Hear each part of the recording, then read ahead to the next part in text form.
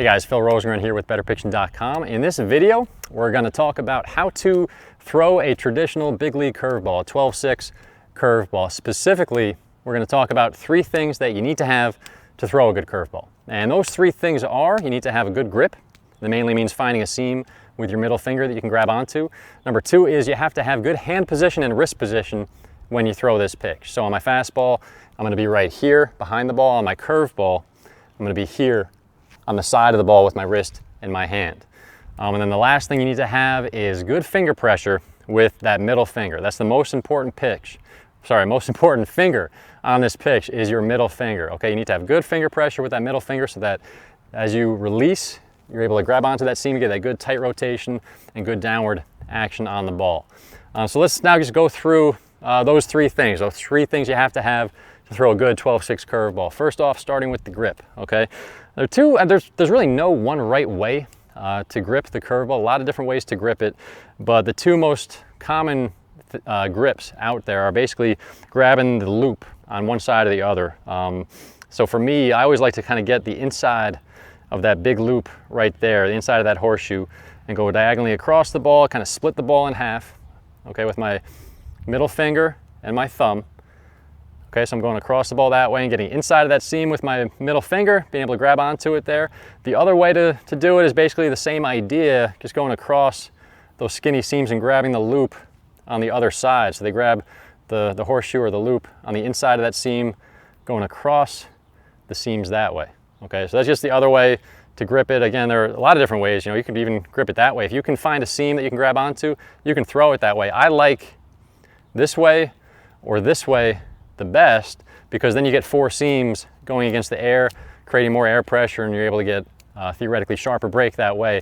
It's really about how it leaves your hand though. So find a grip that works for you and stick with it, but be able to grab that seam.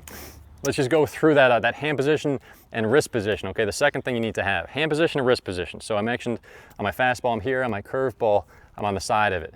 A lot of times kids think to get the right spin on a curveball, they need to snap or turn their wrist. And really that's not it. There's like a teaching cue about turning the doorknob when you throw this pitch, and that's really, I think, a pretty bad cue in my opinion. Really it's about hand position and wrist position, being on the side of the ball, because if you think about what you want the ball to do on a 12-6 curveball, basically it's going to be a good downward break. You hear about this pitch, you guys describe it as falling off a table, or a pitch dropped off the table. And that's the kind of action you want to see on this pitch. So try to kind of visualize that in your mind, how you want that ball to be going. And that's basically the arm action that you want on this pitch. You want to be able to get over it with your middle finger, kind of throw the top of the baseball and get that good tight top spin on the ball basically. That's the way the ball has to spin. On your fastball, when you throw it, you're going to get backspin on the ball. It's going to stay straighter. It's basically the opposite on your curveball. We want it to be going this way. And if you get that good end over end rotation, that's where you're going to get that good downward break from. So to do that, you just want to stay on the side of the ball as you throw it and be able to get over the top of it with your middle finger. And notice how it's kind of straight from my elbow up to my middle finger there. There's kind of a straight line, and I'm kind of hooking it with my middle finger there. And if you just maintain that as you throw it, that's all you need to do. Okay, that's what you want to do as you throw this pitch. We're not turning, twisting, or curling to throw this pitch here. It's just maintaining that. All right, now let's move into the last thing you need to have is good finger pressure with that middle finger. The middle finger I mentioned in the beginning is the most important finger on the curveball. When it leaves your hand, it's going to leave off your middle finger. You need to be real strong with that middle finger as you throw it, or you're going to lose it. It's going to kind of be like a floater or a flat curveball. If you get through it all the way with a good strong middle finger, kind of hooking it there as you throw it, that's where you're going to get that good tight rotation. Now, let me just kind of quickly talk about some of the biggest mistakes I see with kids when they first start trying to throw the curveball. I mentioned before that you don't want to be twisting or turning the wrist. Okay, so we're not turning the doorknob. We're just working on maintaining this as we throw it. So a lot of times I'll see kids when they think they need to do something with their hand or their wrist when they throw it, and they're doing this.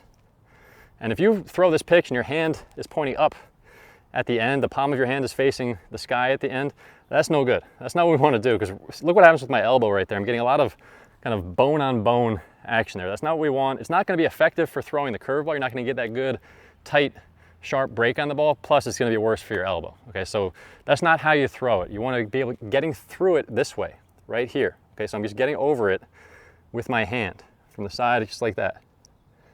All right, so just get in front of a mirror and work on that, get a feel for it, because that's really important, that you're not doing this, trying to twist it, you're getting this action as you throw it.